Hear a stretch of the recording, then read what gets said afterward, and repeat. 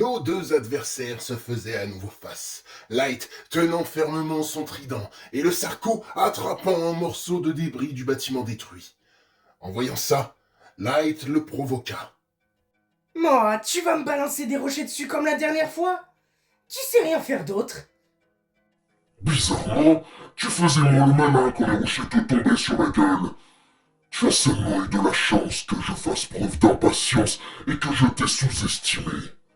Maintenant, je vais me tenir éloigné de toi et te canarder encore et encore. Surtout que d'après ce que je vois, tu as eu droit à un nouveau jouet. Lui répondit le Sarco avec un sourire et un ton amer. Quoi, ça? Dit-il en brandissant son arme vers la bête avant de lui lancer un sourire narquois. C'est rien, t'inquiète pas. C'est juste une once bélier un peu plus grosse que les autres.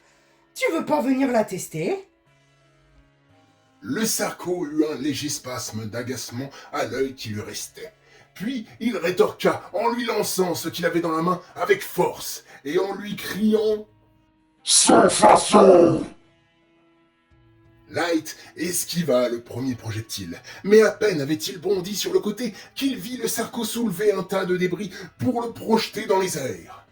Voyant une pluie de plâtre, béton et métal lui tomber dessus, Light fonça pour essayer de sortir de la zone dangereuse, mais le Sarco n'en avait pas fini et lui lança des projectiles sur son chemin pour l'en empêcher.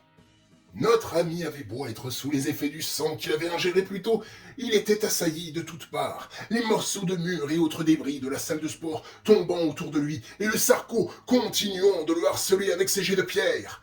Il devait esquiver les attaques de la créature, mais aussi s'en rapprocher un minimum pour pouvoir au moins essayer de lui tirer dessus avec sa pique.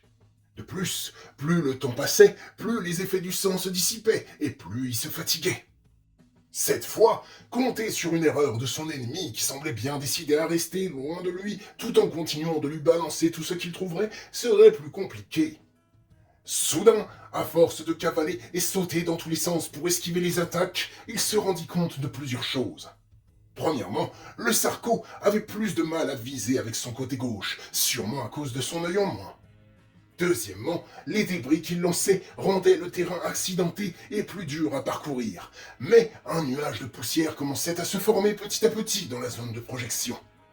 Enfin, troisièmement, ses munitions n'étaient pas infinies, et sûrement inconsciemment, il se rapprochait petit à petit à force de les consommer.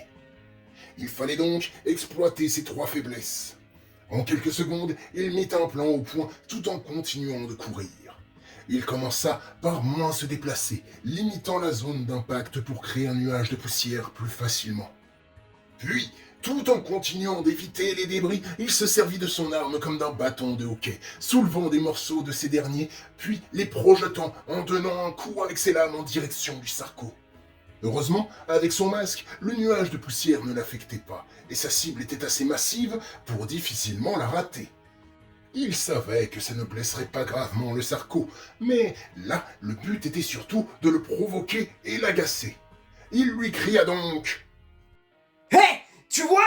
Moi aussi, je sais lancer des pierres! Ha ha! » Il se déplaçait d'avant en arrière, tout en continuant de tirer sur la créature qui redoublait de vigueur et de rage en projetant ses débris, esquivant tant bien que mal les projectiles de son ennemi, se prenant des projections rocheuses par moments qui déchirèrent ses habits et le tailladèrent par endroits sur leur passage.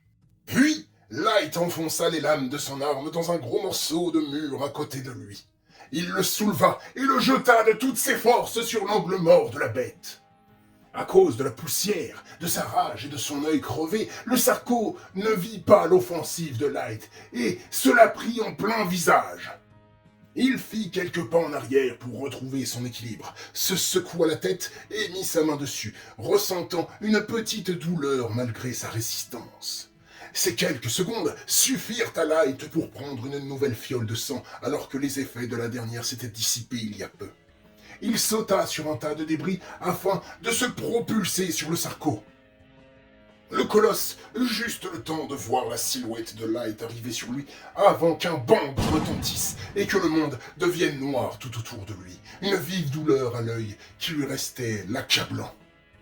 Puis, il se sentit partir en avant, finissant à genoux alors qu'il sentit la pique de Light s'extirper de son crâne. Par chance, ou par malchance, cette dernière n'avait pas atteint le cerveau du Sarco, sa carapace et son crâne épais ayant freiné la progression de cette dernière. Mais il avait quand même la tête qui tourne et la nausée. Dans ce tourbillon de sensations désagréables, il entendit la voix de Light, se moquant de lui, lui disant que sans ses yeux, ça allait être plus compliqué de lui jeter des pierres. Il agita violemment ses bras autour de lui, essayant de frapper ou attraper l'origine de la voix qui s'amusait à le tourmenter. Mais, à chaque échec, il sentit une lame taillader son corps, là où sa carapace se faisait moins épaisse. Ou alors, il se prenait des coups de poing, coups de pied, ou avec l'autre bout de l'arme de Light en pleine face. Sa respiration était lourde, et il laissa tomber ses bras massifs, la tête basse, vaincu. Soudain, il entendit Light, face à lui, lui demandant de lui dire où se trouvaient Axel et Léo. En utilisant la force du désespoir, il tenta une ultime fois d'attraper Light. Mais il sentit les lames du trident lui trancher l'intérieur des coudes quasi simultanément. Avant que ses avant-bras ne pendouillent vers le bas, inerte. Cette fois, c'était définitivement fini, mais il ne comptait pas dévoiler la position de ses deux camarades, car s'il lui avait échoué, eux pourraient continuer leur mission pour faire évoluer l'humanité. Il lâcha un petit rire douloureux et répondit à son bourreau de le tuer, car il ne dirait rien. Soudain, il sentit un choc violent, puis une vive douleur se répéter encore et encore sur son visage, alors que Light grognait de colère, lui ordonnant de lui répondre, car sinon il allait le tabasser encore et encore. Ça, c'est pour les disparus que t'as transformés en monstres. Et ça, c'est pour ce que tu m'as fait la dernière fois. Light le frappa jusqu'au sang, ses bandages et sa peau se déchirant peu à peu sur les écailles de sa victime. Quelques gouttes de son sang ruisselèrent entre les dents du Sarco jusqu'à entrer dans sa bouche, le goût métallique du sang du jeune homme envahissant sa langue alors qu'il l'entendait répéter sa question inlassablement et que le Sarco se sentait sombrer. Quelques secondes plus tard, possiblement à cause de la douleur, d'une possible commotion cérébrale ou de la fatigue aussi bien physique que mentale, il demanda à Light d'arrêter de le frapper. Puis, une fois que Light stoppa ses assauts, avec sa bouche enflée par les sévices qu'il avait subis, il répondit enfin à sa question. Ils ont quitté la ville. Ils sont partis vers l'ouest. Juste après, le Sarco s'écroula sur le sol, à demi conscient. Et Light, sans dire un mot, attrapa son trident, posa son pied sur une des épaules du Sarco, positionna l'arme sur le sommet de son crâne à bout portant, puis il appuya sur la gâchette. Après s'être débarrassé du corps du Sarco et des disparus en emportant quelques-uns de leurs effets personnels pour leur famille, Light rentra aux hautes tours en se servant de son trident comme d'une canne, exténué par le combat intense qu'il venait de vivre. Il n'avait qu'une hâte, prendre une douche rapide et se reposer. Mais, sur le chemin, il eut tout le temps de prendre une de ces fameuses décisions que nul ne pouvait lui faire renoncer.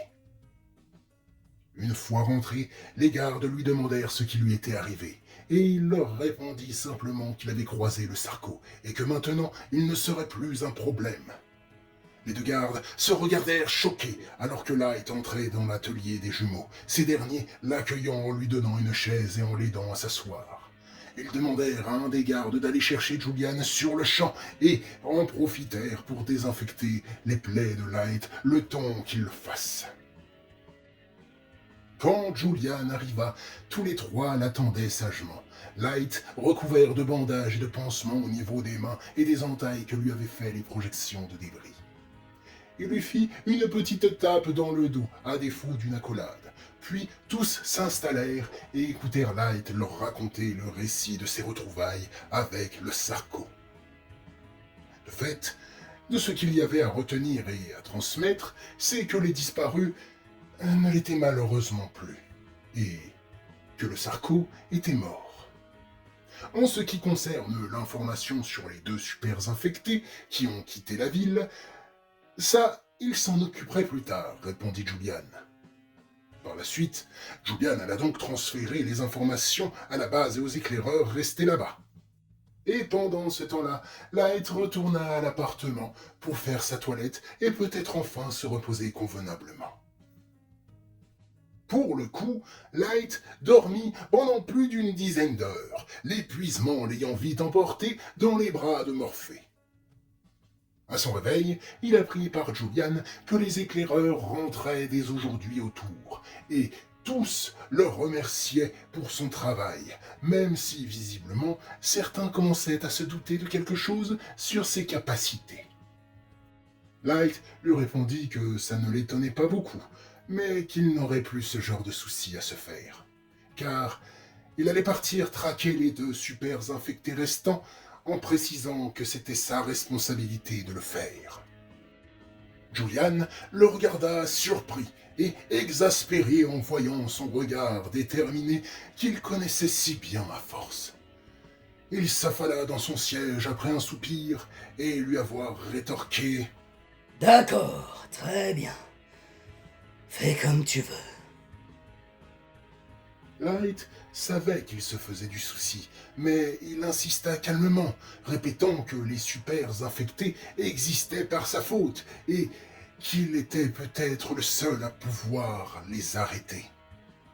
Bien évidemment, Julian en était conscient, mais il s'était habitué à la présence de Light et le considérait un peu comme son fils à force. Donc il était normal qu'il s'inquiète.